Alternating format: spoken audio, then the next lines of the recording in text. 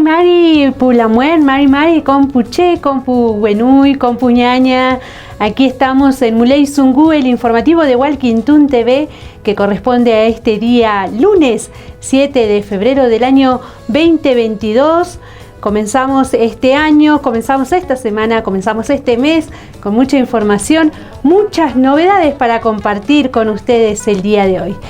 Pero antes del desarrollo de las noticias de esta jornada, compartimos las efemérides de la historia al día de la agencia Telam con los sucesos que ocurrieron en Argentina y en el mundo un 7 de febrero.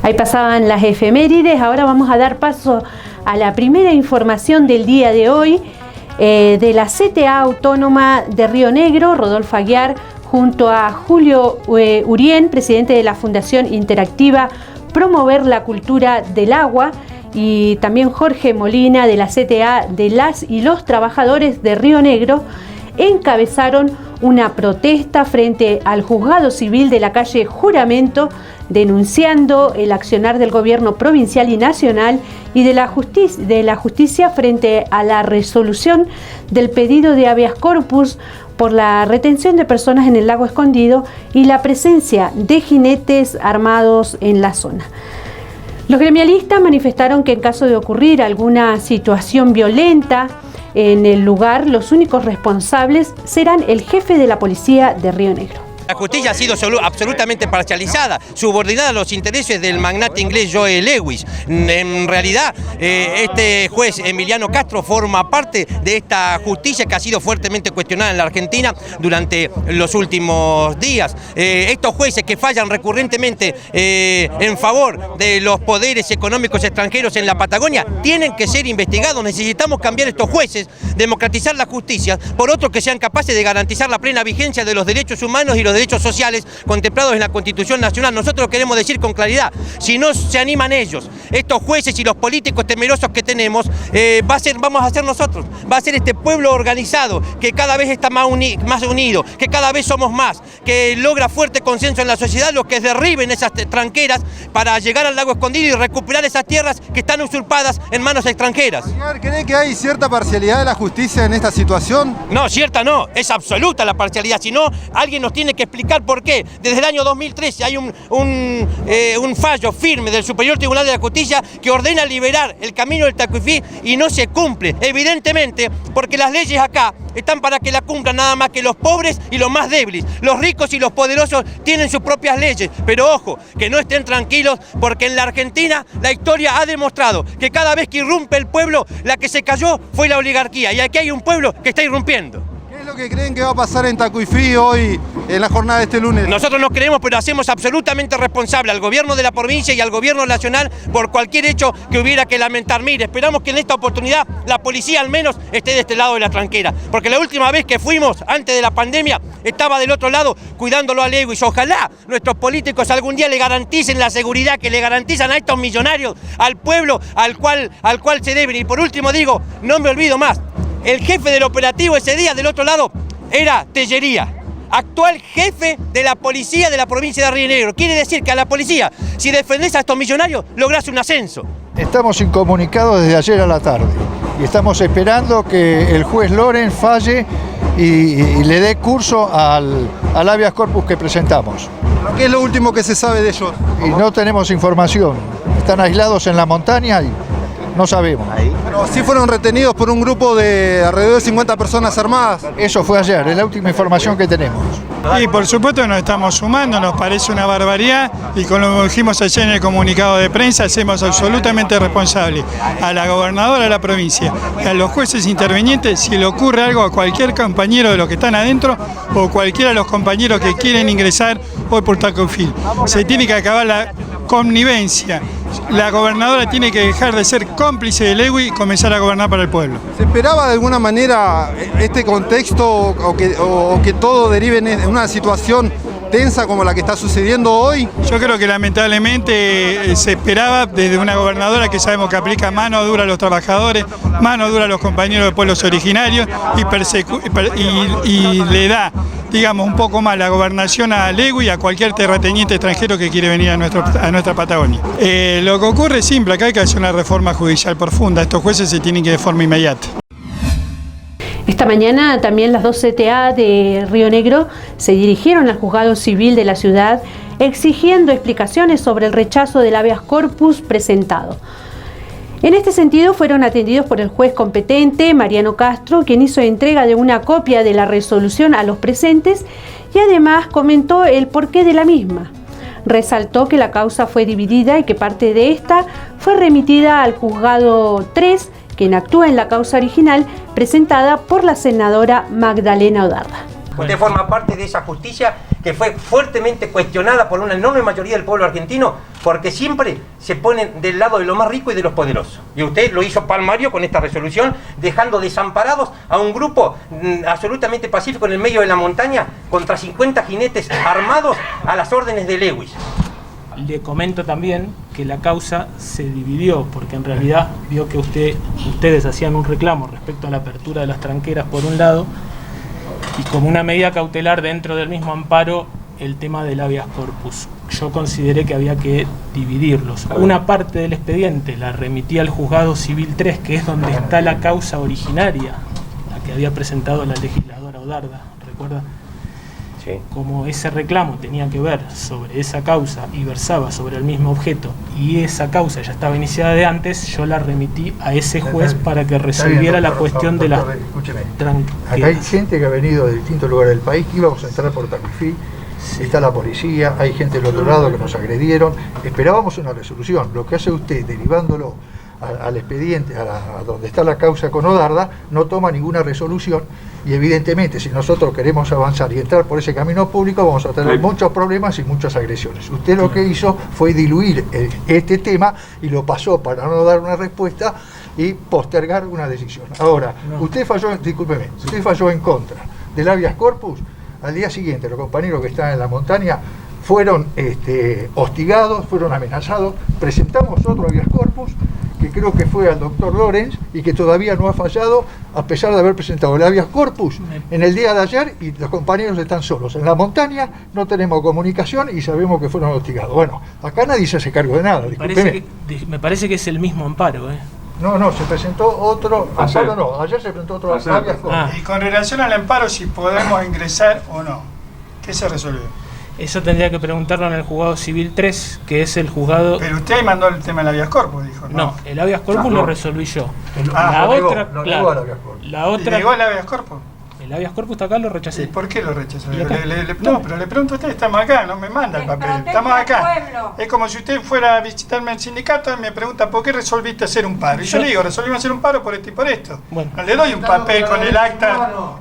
Entonces yo le pido cuáles son los argumentos por los cuales usted considera, porque si falla en contra de un habeas corpus, considera que la gente que está ahí no tiene ningún peligro. Yo le digo por qué. Y es más, digo, la situación se agrava porque dos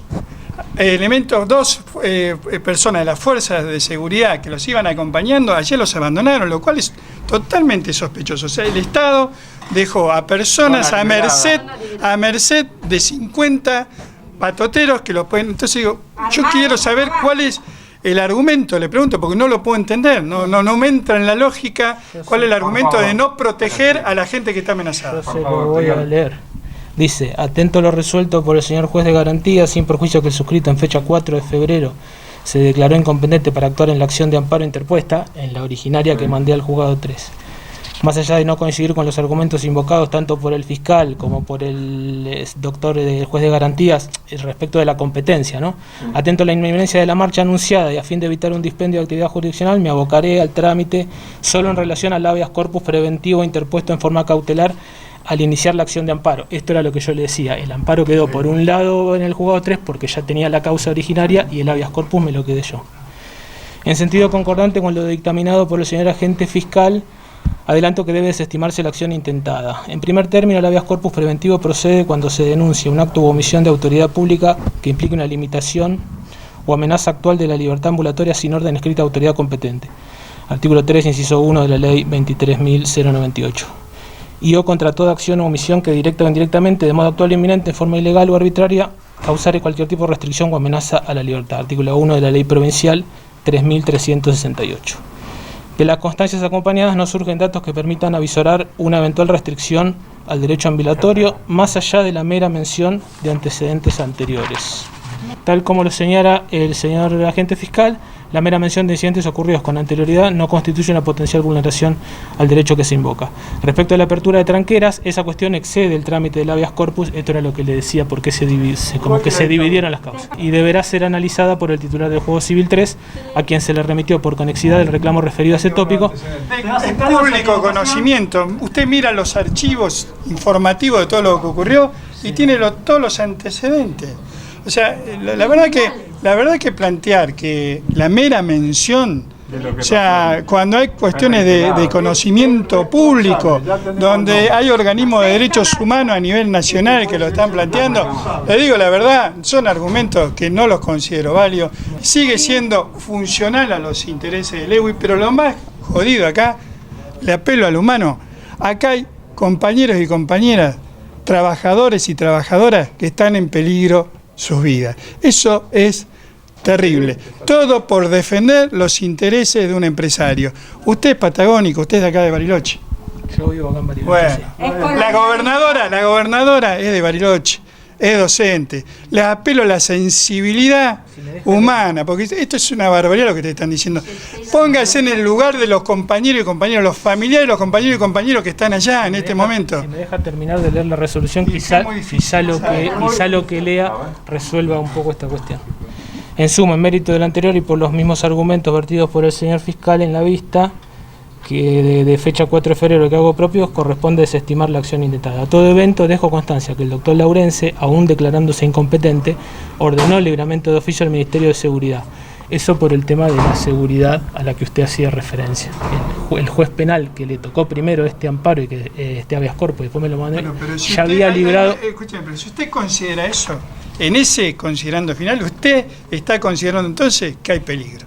Porque si no, no hubiese hecho ese considerando. Entonces, si usted hace ese considerando, usted tenía argumentos para fallar a favor. Queda clarísimo. Este lunes dio inicio un nuevo operativo de ANSES móvil en el centro cívico de la ciudad. El mismo consta con un tráiler ubicado en uno de los costados de la plaza central, en donde los ciudadanos pueden acercarse a realizar todo tipo de trámites correspondientes a esta entidad. El camión estará emplazado en el centro cívico hasta el día miércoles 16 de febrero, para luego trasladarse a la localidad de Ingeniero Jacobacci y posteriormente a San Martín y Junín de los Andes. El horario de atención al público es de 8:30 de la mañana a 14:30 de la tarde.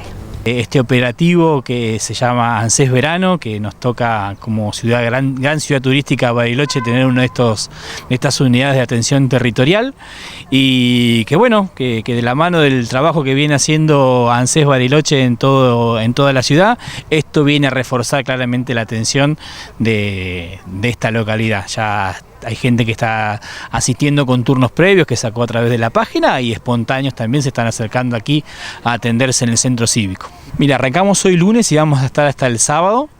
Se va a descansar el día domingo, y después lunes, martes y miércoles va a seguir atendiendo aquí en el centro cívico para luego dirigirse hacia la localidad de Ingeniero Jacobacci, donde va a estar 3 días atendiendo allá. Y después también va a estar atendiendo en San Martín de los Andes y en Junín de los Andes, que son todas áreas que dependen de UDA y Bariloche, así que es un gran logro haber obtenido este camión de atención territorial. Le agradecemos muchísimo a nuestra directora ejecutiva Fernanda Raberta, a la directora del área de atención territorial, que es Margarita Recalde, que la verdad que han hecho un trabajo maravilloso en cada una de sus áreas, y esto viene a reforzar nuestro trabajo, y muy agradecidos también. Bueno, ¿qué tipo de trámites la gente puede realizar?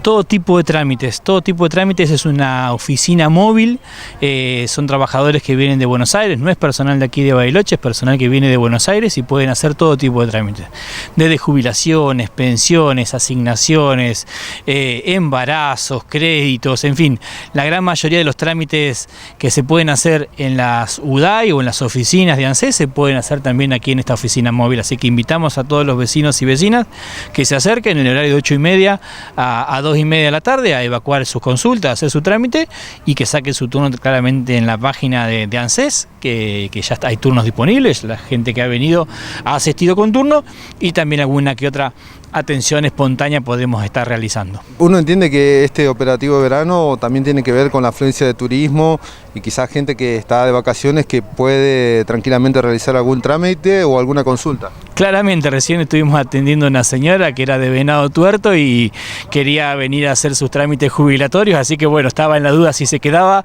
haciendo su trámite aquí en el camión o si se iba a seguir paseando, así que creo que está todavía ahí esperando para poder atenderse. Es para que la gente de aquí de Bariloche lo disfrute, lo aproveche, y también claramente los turistas que están disfrutando de la ciudad. Una información que nos da mucha alegría, y también celebramos el fallo de parte de la Justicia Federal, porque en el marco de una lucha histórica, la Justicia Federal dio a conocer el fallo a favor de la comunidad mapuche Millalonco-Ranquehue, en donde dicta que el Estado debe entregar el título de propiedad comunitaria por el total de las hectáreas mensuradas. La Lamuen Marta Ranquehue destacó el trabajo realizado por su madre, quien luchó por el territorio y hoy ya no está. Asimismo, resaltó que esto alienta el reclamo de otras comunidades. En principio fue una sorpresa y una noticia inesperada, con mucha conmoción, porque ya no está mi madre, no está el abogado que inició el reclamo. Los dos están fallecidos, por lo tanto, bueno, fue un logro judicial, pero nos hubiera gustado, ¿no?, que ellos estuvieran para recibir esta noticia. De todas maneras, es un logro también de dos abogados que hace muchos años nos están acompañando, que uno es Matías Yaré y Fernando Kosowski. Entonces, con mucha conmoción, porque sí o sí nos revolvió toda la parte histórica de la familia y por las diferentes situaciones a las que nos ha hecho pasar el Estado, ¿no?, que ninguna son agradables, por cierto, son situaciones prácticamente de tragedia que nos ha tocado vivir por varias generaciones. Para que la gente entienda, para que el común entienda, bueno, el conflicto judicial empezó en 1937, hasta esta fecha, que hace 4 días, hace 85 años que estamos en lucha. Es como un antes y un después, pero acá no, con esto no está dicho todo, digamos, nosotros lo sabemos, lo entendemos así, porque bueno, el Ejecutivo también tiene lo suyo, y si la justicia se tomó 85 años, no queremos pensar en el tiempo que puede llevar al Estado hacer efectivo este reconocimiento. En lo que dictó la jueza no está como un tema relevante, digamos. Pero sí se habla del territorio que está mensurado. ¿Y esa zona abarcaría de un lado y a otro lado de la ruta? Sí, exactamente. Y es más o menos 360 hectáreas lo que se mensuró. Entienden que marca un precedente, ¿no?, este fallo, y que de alguna manera ¿Alienta el reclamo de otras comunidades? Sí, yo creo que sí, siempre es así, ¿no? Ahora también sabemos que hay otras comunidades que tienen como fallos favorables, pero que no se ha efectivizado, por ejemplo, el título comunitario, no se ha hecho efectivo todavía eso. Teniendo en cuenta esta situación, ¿qué es lo que piensan hacer o de qué manera continuar, ¿no? Para lograr que en algún momento se pueda cumplir, ¿no?, este fallo? Bueno, en principio reunirnos con nuestros representantes, con nuestros apoderados, como el doctor Matías Schroeder y Fernando Kosowski, para ver cómo se sigue, porque son ellos en realidad los que van a poner todo el conocimiento con respecto a las leyes indígenas para poder avanzar en este trámite. Marta, suponemos que habrán celebrado, ¿no?, en la comunidad. Todavía no. Lo que sí nos pasó, que es medio complicado de entender, es mucha conmoción, hubo mucho llanto, pero no es de alegría justamente, sino que nos despertó mucho dolor. Y este dolor es por el recuerdo de los mayores, las veces que vieron cómo el ejército les desarmaba sus cosas, cómo desarmaba los corrales y los galpones, cómo eran violentados de todas las formas, ¿no? A mi madre la llevaron presa un año antes de que entrara Alfonsín, como cuando volvió la democracia. El ejército la detuvo ahí en nuestra casa, en nuestro rancho, la llevó al cuartel y del cuartel la envió a Viedma con lo puesto. Y después en Viedma le dieron la libertad así como estaba, ¿no? No tenía, por ejemplo, medios para volverse, dinero para el pasaje, o sea, ha habido mucho ensañamiento de parte del ejército hacia nosotros. La parte mía es justamente informar o compartir con la sociedad de Bariloche la historia de la comunidad Millalonco-Ranquehue. Pero puedo para contar y compartir, como para que la gente común pueda evaluar, que el primer lugar habitado por los ranquehue fue el centro cívico, cuando era Michay y Maitene, por ejemplo. Y el segundo lugar, cuando la aldea empezó a crecer, eso nos contaba el abuelo, la familia se mudó a donde después se instaló el cuartel, que todo el mundo conoce, ¿no? Entre el kilómetro 8 y 9 de la avenida Ezequiel Bustillo. Y ahí yo creo que arrancó el primer desalojo, porque fue movida la familia Ranquehue de ese lugar para que vivamos a poco, digamos, distancia, a corta distancia de donde estaban instalados. Los mayores tuvieron que reinstalarse y es el lugar donde estamos ahora. Ahora damos paso a una información en el ámbito nacional.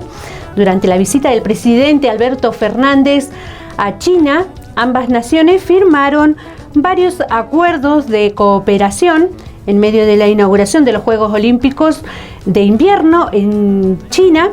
El presidente de Argentina, Alberto Fernández, viajó al gigante asiático.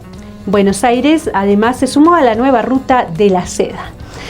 En el ámbito diplomático, Argentina reiteró su respaldo al principio de una sola China, mientras que Pekín mostró el suyo a los reclamos argentinos sobre las Islas Malvinas. Alberto Fernández, en su primer viaje oficial al primer socio comercial extra-Mercosur de su país. Durante el encuentro con su homólogo chino Xi Jinping, Argentina se sumó a las 140 naciones que ya forman parte de la nueva Ruta de la Seda, una iniciativa de China para estimular el flujo del comercio y las inversiones. Así, Argentina es el primer país de gran tamaño de Latinoamérica en incorporarse en la franja. Argentina y China tienen lazos diplomáticos que este año cumplieron 50 años. Así que venimos con esa vocación y con esa voluntad de seguir aumentando los lazos de hermandad entre Argentina y China. Por su parte, China también expresó su respaldo a Argentina en sus esfuerzos para preservar la estabilidad económica y financiera. El país asiático también se comprometió con una financiación de 23.700 millones de dólares para obras e inversiones en el país sudamericano. Las partes además acordaron incentivar un mayor uso de las monedas nacionales en el comercio. China está lista para trabajar de cerca con Argentina dentro de los marcos de las Naciones Unidas y el G20 para practicar el verdadero multilateralismo, mejorar la gobernanza global y promover conjuntamente la iniciativa de desarrollo global. En el ámbito diplomático, Argentina reiteró su respaldo al principio de una sola China, mientras que Pekín mostró el suyo a los reclamos argentinos sobre las Islas Malvinas. Y nos sentimos muy identificados con todo lo que fue el trayecto de la revolución hasta el presente, que ha puesto a China en el lugar central que hoy ocupa en el mundo. Sepa que estamos, como bien ha dicho usted, compartimos una misma filosofía de política, que pone al hombre como centro de la política. Paralelamente, Buenos Aires y Pekín han firmado 13 documentos de cooperación sobre diversas áreas: desarrollo verde, economía digital, área espacial, tecnología e innovación, educación y cooperación universitaria, agricultura, ciencias de la tierra, medios públicos de comunicación y energía nuclear. Felei, Compuche, Compuenui. Ahora nos vamos a ir a una breve pausa aquí en el informativo. Ya estamos de regreso con más Mulay Zungu. Inicio de espacio publicitario.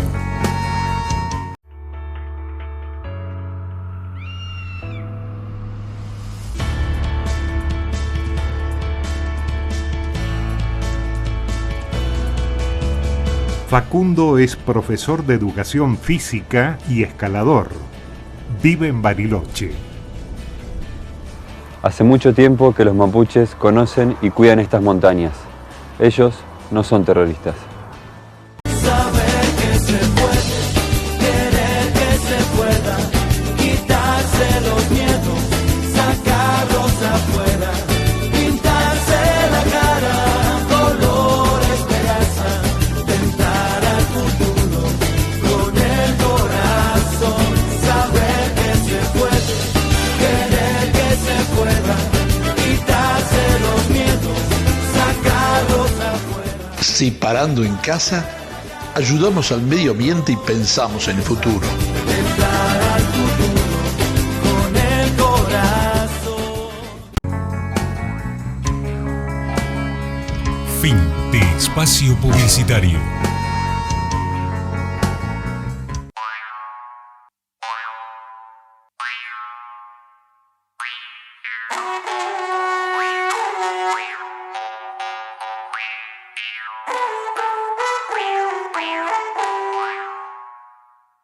Comenzamos el segundo bloque del informativo. El Consejo Escolar Zona Andina, dependiente del Ministerio de Educación y Derechos Humanos, ultima detalles en los 92 establecimientos escolares de la ciudad de cara al inminente inicio del ciclo lectivo 2022. Junto a 3 empresas contratadas, más cuadrillas propias, se realizaron tareas de desmalezamiento, desinfección, recambio de calderas y calefactores, mejoras en aberturas y techos, pintura, revisión de los servicios de electricidad, agua y gas, entre otras tareas. Nosotros en general no paramos nunca, todo enero se comienza con la puesta en marcha, con menos personal porque obviamente todo el mundo tiene su merecido descanso, pero igual no paramos. La puesta en marcha en las escuelas se hace limpieza de tanques, sanitización, el desmalezamiento. Nosotros acá lo hacemos permanentemente porque crece muy rápido el pasto, el control de los matafuegos para que las escuelas los primeros días de marzo estén impecables para el trabajo que se inicia en este nuevo periodo escolar. Y bueno, como dijo la delegada, uno de los trabajos más importantes es el desmalezamiento, que hay que hacerlo una vez por semana casi. Después tenemos trabajos importantes con respecto al agua. Tenemos un establecimiento que tiene problemas de agua en el barrio. Lo que hicimos nosotros fue instalarle una cisterna automatizada con bomba y le hicimos toda una conexión nueva hasta el tanque que tienen de reserva arriba. Tenemos eso es en el maternal 30. Tenemos el jardín 31, que es una escuelita igual que le hicimos reparación de techo, se agrandó un alero, faltaban canaletas, cenefas. Y después tenemos programados cambios de calderas en algunas, mantenimiento de calefactores y caldera también se está haciendo, lo que es desratización, fumigación y a ver qué más. Y después tenemos algunos trabajos programados de pintura también en algunos establecimientos. Con el tema del gas, estamos justos con el tiempo, no sabemos exactamente cuándo vamos a tener las inspecciones de Camusi, pero está todo encaminado. En la 315 tuvimos la voladura de casi la mitad de un techo, eso sí se podría ver ahora que ya está todo reparado. Se hizo una reparación importante con lo que es vigas y el cambio de las chapas, que eran varios metros, más reparación de cielo raso y pintura también. El director del SIMBOT realizó la entrega del equipamiento a los cuarteles de bomberos voluntarios de nuestra ciudad. Con una inversión de más de 20 millones de pesos, se compraron equipos estructurales, forestales y autónomos para bomberos Bariloche, también bomberos Melipal, Campanario y Rucacura. Esperan llegar a fin de año con un equipamiento óptimo en todos los cuarteles y así poder realizar inversiones a futuro. Sí, ya el 2021 fue un año bastante movido en cuanto a la inversión, digamos, de bienes, digamos, de inversión de equipamiento para los bomberos voluntarios de toda la ciudad. Totalizamos una suma de 20.800.000 pesos aproximadamente, dividido obviamente en cada una de las instituciones de la ciudad, Bomberos Bariloche, Melipal, Campanario y Rucacura, y la verdad que es una inversión muy grande que se suma a todo lo que es el funcionamiento cotidiano, mensual, digamos, de los cuarteles, pero por sobre todo es lo que más visiblemente, digamos, queda de cara a la comunidad, a los bomberos voluntarios, y tratando de siempre reforzar la seguridad del bombero y bueno, todo lo que implica la asistencia de los bomberos en las diferentes emergencias que hay en la ciudad. Y se han entregado desde equipos estructurales, es decir, los trajes de los bomberos, nuevos también, en razón de 15 para cada institución. También se han reforzado equipos forestales, pensando en lo que era la situación estival y lo que es la sequía y los riesgos de incendios de interfase. Así que también hubo equipamiento puntual para esa mecánica de respuesta. Y equipos autónomos de respiración, equipamiento en general, diferentes arreglos o accesorios que tienen que ver justamente con mejorar la capacidad de las bombas, de las mangueras, digamos, de respuesta, o todo lo que se va destruyendo con el uso, tratar de ir teniendo un stock de repuesto, y la verdad que ha sido una inversión muy grande, que bueno, que esperamos este año, con la inversión que vamos tratando de ahorrar mes a mes, también hacer compras de este estilo, para que a fin de año podamos tener una foto similar, por lo menos en renovación de equipamiento para todas las instituciones. Es un contexto crítico, obviamente la sequía ha redoblado, digamos, la necesidad de dar respuesta por parte no solamente de las instituciones puntuales o específicas, como pueden ser el SPLIF o pueden ser todo lo que es el ataque por parte de parques nacionales, pero sin embargo en la zona de interfase donde convive la vivienda con el espacio natural, bueno, los bomberos tienen una gran tarea para desarrollar. Nos ha pasado hace poco también acá en La Barda, digamos, incendios que arrancan en alguna zona que puede ser agreste, pero que a continuación puede afectar a alguna vivienda, con lo cual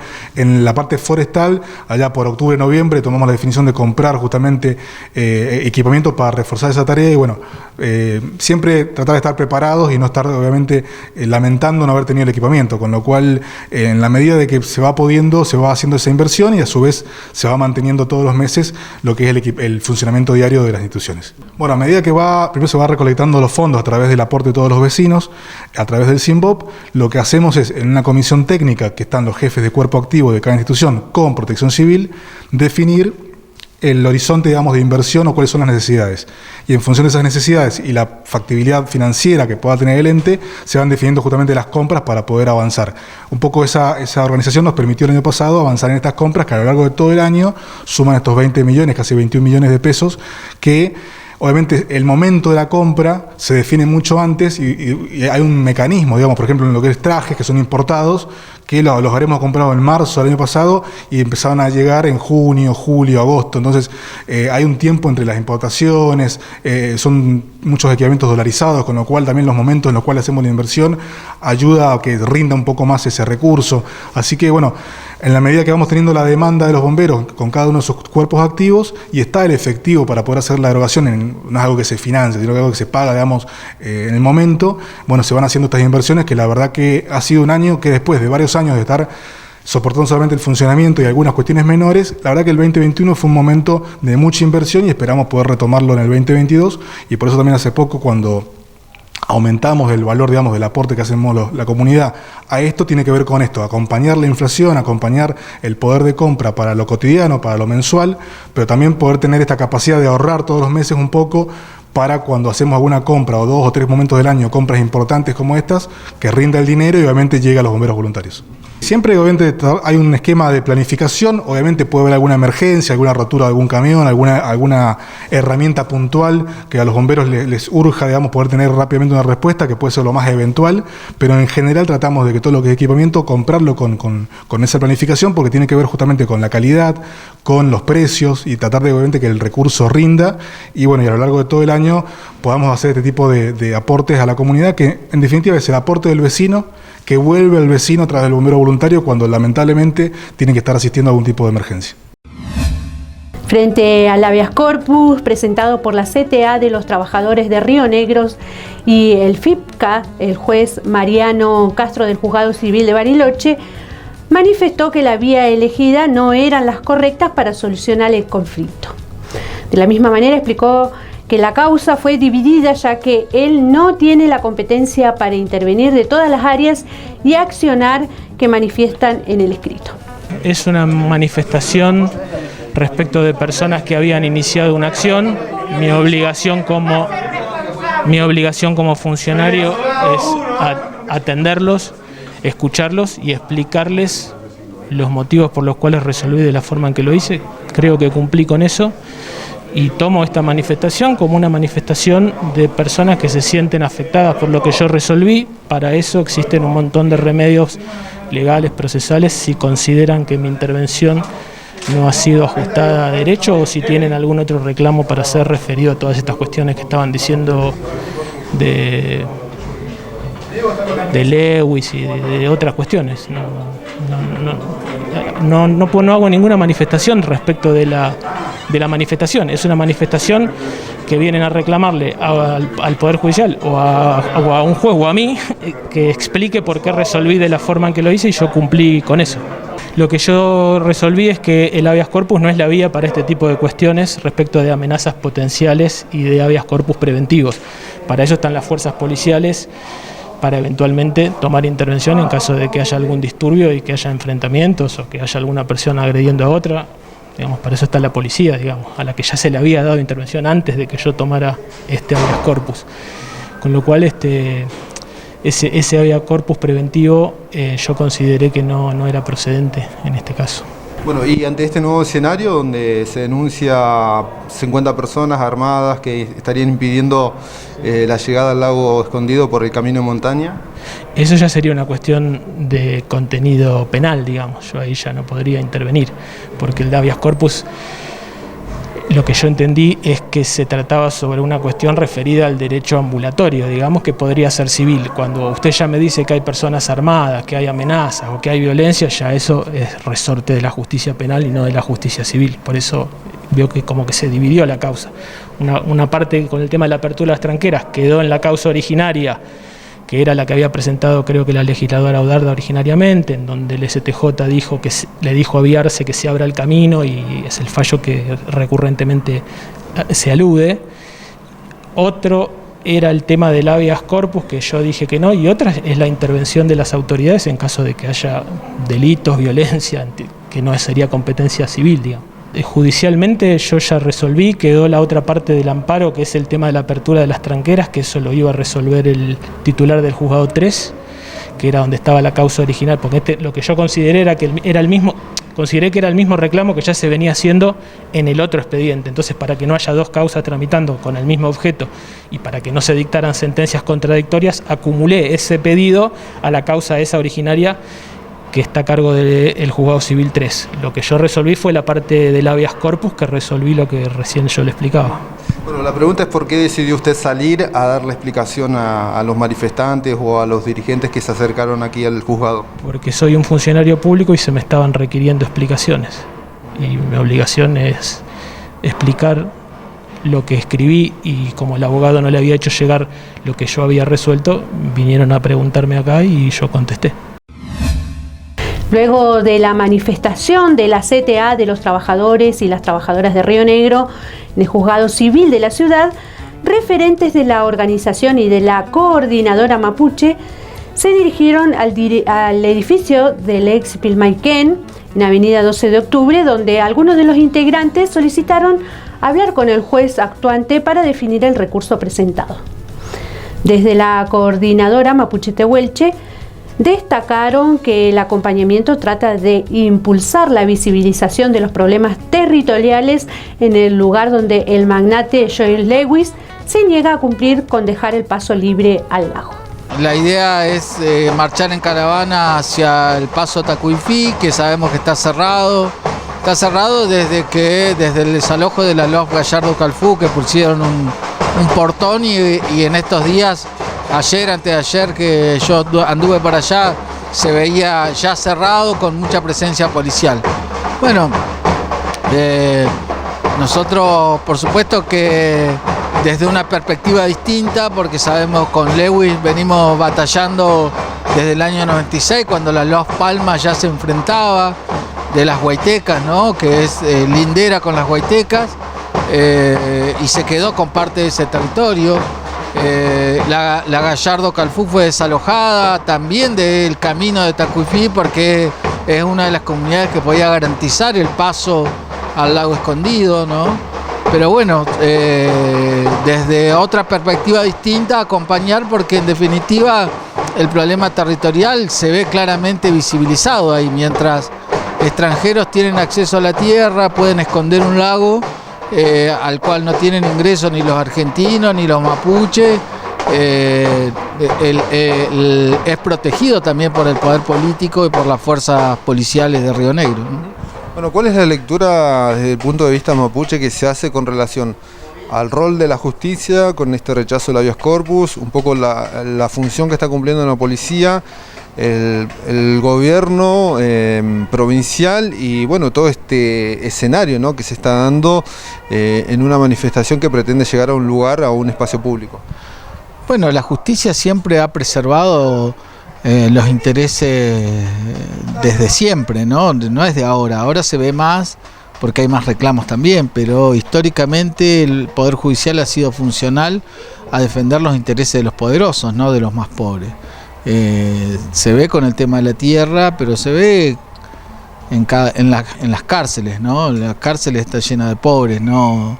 De estos que fugan la plata, que blanquean plata del narcotráfico, y que son quienes dirigen siempre y que están ligados al poder judicial, al poder económico, y me parece que se ha desatado en Argentina en los últimos tiempos una necesidad después del lawfare, ¿no? Y uno tiene que tener en cuenta que nosotros, los pueblos originarios y sobre todo el pueblo mapuche, ha vivido esa injusticia históricamente, ¿no? Recordar algunos relatos donde un juez de paz con un policía iban a despojar a un peñi, a un alamuén del territorio para que se instale otro que tenía los papeles, ¿no? Bueno, eso es parte de la historia del Poder Judicial, que me parece que después de tantos años merece por lo menos transparentar cuáles son sus actuaciones y también pagar el costo, porque es decir, hay tres poderes en el Estado y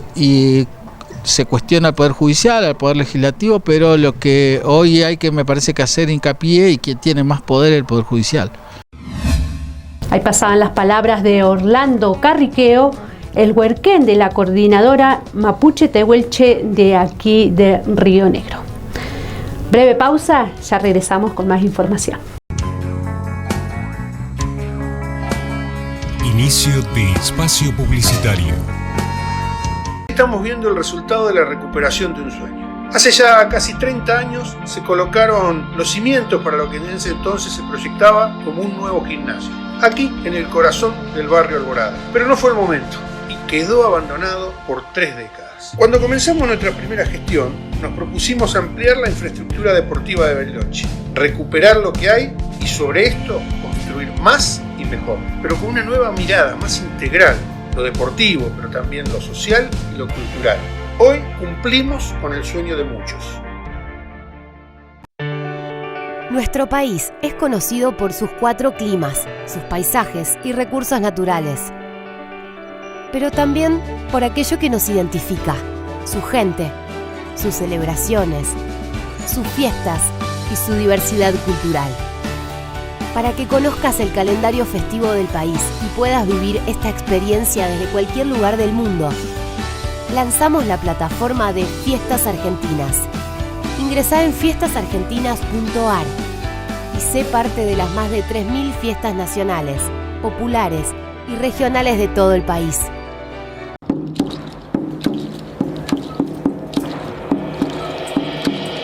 Los mapuches somos ecologistas desde antes que exista la ecología.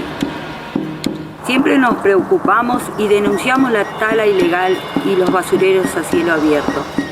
Nuestras comunidades habitan estas tierras desde antes que se fundara Bariloche. Los mapuches no vivimos de la tierra, sino que somos parte de ella. Esperamos ser consultados por el gobierno provincial y municipal en los proyectos que nos afectan directamente.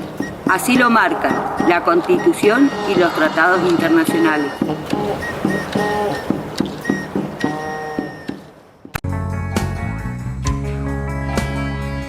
Fin de espacio publicitario. Aquí estamos de regreso en el último bloque de Muley Zungu, el informativo de Walkington TV. Luego de confirmar la postulación de Bariloche hace una semana, Río Negro participó del primer encuentro institucional para la Expo Internacional 2027 bajo la iniciativa Naturaleza más Tecnología es igual a energía sustentable, un futuro viable para la humanidad. El evento internacional que llevaría a Bariloche ante la mirada del resto del mundo, propone como fechas tentativas para su desarrollo entre el 1 de febrero y el 30 de abril del año 2027. Bueno, como primera medida fue la postulación que lo anunció la gobernadora la semana pasada. Esta semana ya tuvimos una primera reunión con quien organiza y dictamina quién es la ciudad ganadora, que es el Buró Internacional de Exposiciones, que tiene sede en París, que es un organismo creado en el año 1850, cuando estas exposiciones mundiales, universales y los distintos formatos que se fueron sucediendo después comenzaron a organizarse, y que está compuesta por 184 países. Así que es un organismo importante, con mucho recorrido, y bueno, al que hay que convencer desde Argentina, porque esto te agrego que también estamos trabajando con la Cancillería y con Presidencia de la Nación, la provincia de Río Negro y el municipio de San Carlos de Bariloche, que convencer a este organismo y cooptar la voluntad y los votos de los delegados a este buró para que con la mitad más uno de aquí a 6 meses nos postulen y nos distingan con que la ciudad de San Carlos de Bariloche, de Río Negro y de Argentina sea la primer sede de este tipo de eventos en Latinoamérica en tener esta jerarquía. Así que bueno, un gran desafío, un gran trabajo, y ahí ya arrancamos con esa carrera contra el reloj de que en 6 meses nos arrojará resultados y esperemos que sean positivos para nosotros. ¿Y de qué se trata básicamente esta Expo Mundial y por qué sería muy beneficiosa para América Latina? Esta expo o todas las expos es una exposición que organizan las ciudades conjuntamente con las provincias y los países. Tiene una duración de 3 meses, requiere de un predio de 25 hectáreas para todo el armado de la exposición, el predio ferial. Es una infraestructura que después le queda a la ciudad. Y los países que quieren mostrar sus avances en materia de la propuesta, o sea, del tema propuesto, que en este caso es naturaleza más ciencia igual a energía sostenible, van a armar stands. Las anteriores ediciones, la que está actualmente en funcionamiento, que es en Dubái, están de 192 países, con sus delegados, con sus visitantes, con las acciones que realizan esos 192 países para que ciudadanos vayan a visitar la muestra. Bueno, todo eso va haciendo un ecosistema que va haciendo que se multipliquen las visitas, los recorridos, los hospedajes, la gastronomía, la cultura. etcétera, etcétera. Y bueno, una exposición que en definitiva redunda en una gran cantidad de exposición desde la cuestión visible y un montón de ingresos dinerarios a las ciudades y a los países que lo organizan. Liliana Barícola, hermana del rescatista Pedro Barícola, fallecida durante el incendio del depósito de Iron Mountain, junto a otras 9 personas, entre rescatistas y bomberos, denunció que a 8 años del hecho aún siguen sin ser investigados los verdaderos responsables del desastre. Todo ex integrante del gobierno de la ciudad, que por entonces encabezaba Mauricio Macri. Barícola resaltó que aún hoy hay más gente que no tiene ni idea de lo que pasó acá y puso de relieve que con el incendio que se determinó que fue intencional, se estaba consumando el vaciamiento del país. Mi hermano, como sus compañeros, entraron a salvar papeles de unos tipos que estaban vaciando el país.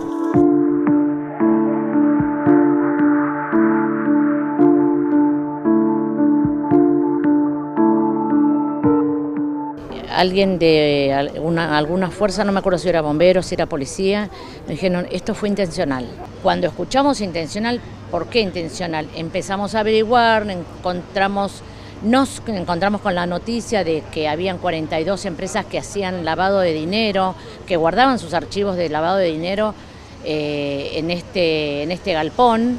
Desde hace 8 años venimos peregrinando para que esto se aclare, para que la fiscal, primero hubo una fiscal subrogante, después cambiaron la fiscal, pero una fiscal que nunca nos llamó, nunca les interesó quiénes éramos, nunca tuvimos un llamado de ella, decir, a ver, bueno, son los familiares, yo soy fiscal, estoy de su lado. No pasó, eso acá no pasó. El estado de la causa está en una espera que se supone que el 17 de febrero va a haber alguna noticia, a ver cómo continuamos. Si ya falta alguna instancia más y después de esa instancia sale fecha de juicio oral o tenemos que esperar alguna otra cosa.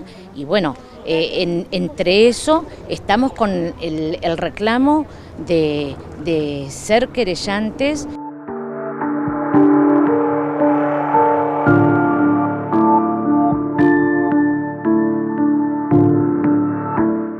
Hay 17 imputados y procesados, pero sabemos que no son los verdaderos culpables. Eran más personas, bueno, ahora hay 17, pero los verdaderos culpables no están siendo llamados, ni siquiera citados. En primer lugar, el gobierno de la ciudad, en ese momento Macri a la cabeza, Larreta, estaba Vidal también, Gómez Centurión, que era el que debía inspeccionar y sin embargo le echó la culpa a los bomberos. Así que hay culpables enormes, de gran peso y de gran peso político en estos momentos que, nunca fueron llamados. Este incendio es de interés nacional, ¿sí? Por eso la memoria activa. Siempre vamos a hacer memoria activa para que esto no quede oculto, para que esto...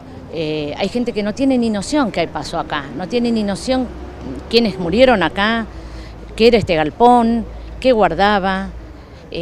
Acá se estaba haciendo el vaciamiento del país.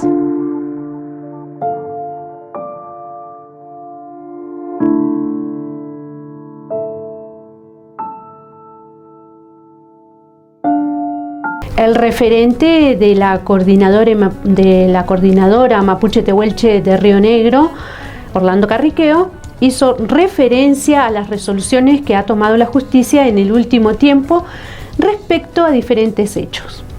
En este sentido, manifestó que el pueblo mapuche ha sido víctima de la violencia por parte de la justicia y el Estado y que, sin embargo, los grandes magnates han permitido el no cumplimiento de las resoluciones procesales.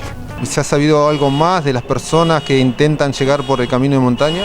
Bueno, anoche, no, solo lo de anoche que habían acampado, que ya no habían sido acompañados en un momento por la policía dos policías de Río Negro, que después de que aparecieron los guardias de Lewis, guardias armadas, no pudieron ingresar. Entonces uno se da cuenta que el Estado, el gobierno, no tiene potestad sobre ese territorio. Y es grave porque está pasando eso en Río Negro y no es el único, ¿no? El príncipe catarí está alambrando en el alto río Chubut con fuerzas de seguridad armadas. Entonces, ningún inspector de tierra, ningún poblador puede acercarse porque puede ser dañado en su integridad física. Entonces, esas cosas me parece que la gente lo tiene que saber. Cuando se habla tanto del Estado argentino y de la nacionalidad y de la patria, uno ve que en esos lugares no existe nada de eso, más allá de una discusión diferente que tenemos nosotros los pueblos originarios, ¿no? Demandamos al Estado un reconocimiento de los pocos espacios territoriales de los cuales estas mismas personas se han apropiado, ¿no? Reitero que Lewis tiene un conflicto con la comunidad de las Huaytecas porque se ha apropiado de parte del territorio de la Love Palma, ¿no? Y bueno, que ese camino de Tacuifí es donde desalojaron a la familia Gallardo Calfú, a la comunidad Gallardo Calfú. Bueno, eso también es parte de esos intereses que se protegen de esa manera, ¿no? ¿El escenario sería igual o el rol del Estado o el comportamiento también de estos poderes del Estado serían igual si en vez de Lewis fueran mapuches, digamos? ¿Cómo lo ven ustedes? Y evidentemente está a las claras que nunca fue el mismo comportamiento, ¿no? Es decir, las comunidades nunca estuvieron protegidas por el Estado, por la fuerza de seguridad ni por el poder político. Es decir, es más, han sufrido la violencia institucional del Estado. Entonces uno ve claramente una manera de actuar distinta. A nosotros se nos dicta la orden de desalojo en 48 horas y estas personas no cumplen una situación judicial que tiene más de 10 años, ¿no? De abrir el paso de Tacuifí por un camino que permita el ingreso al lago, que es un bien común. Y que la causa por haber comprado tierras de frontera cuando una ley expresamente lo prohíbe, prescribió el año pasado porque no tuvo impulso del poder ejecutivo de la nación. Entonces vemos que la política en ciertos aspectos une esos intereses con el poder del gobierno de Río Negro, pero también con el gobierno nacional. Entonces uno a veces no se explica esa manera de actuar, porque la causa cayó porque no se impulsó. Y eso es responsabilidad del gobierno que hoy está manejando a la Argentina, que es el gobierno del Frente de Todos. Y la decisión política de no abrir, de no cumplir la sentencia judicial que exige la apertura del paso de Tacuifí, es responsabilidad del gobierno provincial. La ministra de Educación y Derechos Humanos, Mercedes Jara Trachia, encabezó hace unos días en Bariloche el concurso de ascenso e ingreso a la docencia con vistas al ciclo lectivo 2022. La actividad se realizó en el set número 2 y contó con una gran convocatoria. La titular de Educación destacó la trascendencia del acto administrativo. Con mucha expectativa en el día de hoy estamos iniciando las asambleas de ingreso a la docencia para los niveles inicial y primario y también concursos, cargos intermedios para el nivel secundario. Así que la verdad con mucha expectativa, mucha gente esperando poder titularizar. Esto tiene dos vertientes importantes. Por un lado, que el docente tenga estabilidad en su trabajo, pero por el otro lado, que pueda conformar en el marco de la institución un equipo estable que pueda, ¿no es cierto?, generar proyectos institucionales que mejoren, por supuesto, los procesos de enseñanza y aprendizaje en las instituciones escolares.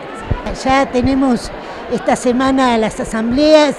El 7 se presentan la mayoría de los docentes en todos los niveles y modalidades, pero también el 7 de febrero iniciamos las clases en el periodo RIE, es decir, todas las escuelas del periodo invernal extendido, que son 40 escuelas, empiezan ya su ciclo lectivo y el 2 de marzo empezaríamos con todos los niveles y modalidades del sistema educativo. Esto es en simultáneo en toda la provincia. Estuvimos reunidos ya con el gremio, empezando a trabajar algunas cuestiones que tienen que ver con el protocolo. Sabemos que todavía la pandemia sigue entre nosotros y por lo tanto estamos trabajando para ver cuáles son aquellas condiciones para garantizar la presencialidad plena, que es el objetivo fundamental en este año, y esto lo vamos a lograr con escuelas cuidadas, con un buen protocolo y por supuesto con la vacunación de los docentes, del personal de servicio de apoyo y de los estudiantes fundamentalmente. Así que vamos a trabajar fuertemente para que todos y todas estén vacunados y esto permita, ¿no es cierto?, seguir con normalidad el ciclo lectivo. Ya el tema aislamiento es un tema que se está flexibilizando porque, bueno, se está viendo que nadie sabe quién es contacto estrecho de quién, así que, bueno, eso serán cuestiones que se analizarán también en el marco federal. Es posible que la semana que viene haya un Consejo Federal y uno de los temas fundamentales va a ser el protocolo escolar. Momentos de dar paso a las farmacias de turnos del día de hoy. Día lunes 7 de febrero. Farmacia Barberis en Onelli 377, 9 de julio 635 y Farmacia del Cruce en Ruta 258 y Beschet, que está abierta hasta las 23 horas. Repetimos las farmacias de turno que corresponden a este día lunes 7 de febrero. Barberis en Onelli 377, 9 de julio 635 y Farmacia del Cruce en Ruta 258 y Beschet. Esta última está abierta hasta las 23 horas. De esta manera damos por finalizado el informativo del día de hoy lunes. Ahora los vamos a dejar en la programación de Walking Toon TV. Nos reencontramos mañana a partir de las 13 horas. Que tengan todos una muy buena jornada. Memoria con Puché Capeu Cayal.